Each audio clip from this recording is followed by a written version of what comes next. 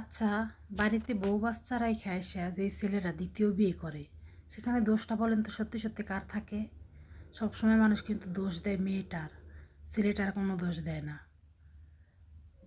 যখন একটা ছেলে দেশে থেকে আসে, আইসা কয়দিন গার্মেন্টসে চাকরি করে, তারপর একটা মেয়ে পটায় যে আমি তো বিয়ে করি নাই, আমার তো বউ বাচ্চা নাই, আসো বিয়ে করি। মেয়েটাও গার্মেন্টস ছাইরা তারা দেখার সুযোগ হয় না যে তার বউ বাচ্চা আছে কিনা। ছেলেটা এতই কিরা কাটে যে বাধ্য হয় বিশ্বাস করতে যে না, ছেলেটা আমার এত ভালোবাসতেছে, এত কেয়ার করতেছে, আমি তারে বিয়ে করি। অসহায় হয়ে বিয়ে করার পরে দেখতে পারে, শুনতে পারে যে আগের বউ বাচ্চা আছে। এখানে দোষটা কার? আমার তো মনে হয় না যে মেয়েটার দোষ। মানুষ যখন একটা ছেলে আর মেয়েরে পায়, আমি দেখছি আগের বউ আইয়া সে মাইয়াটারে মারে। আর সেই মেয়েটার কি দোষ? তুই মার তোর স্বামীরে, সে কেন এই কাম করছে? সেই মেয়ের কোনো দোষ না।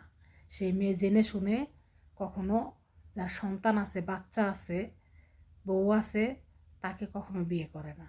সেটা অজানা করে করে। আর যেই মেয়েরা করে, তারা মেয়ের কাতারে পড়েই না, তারা কোনো মেয়ে না।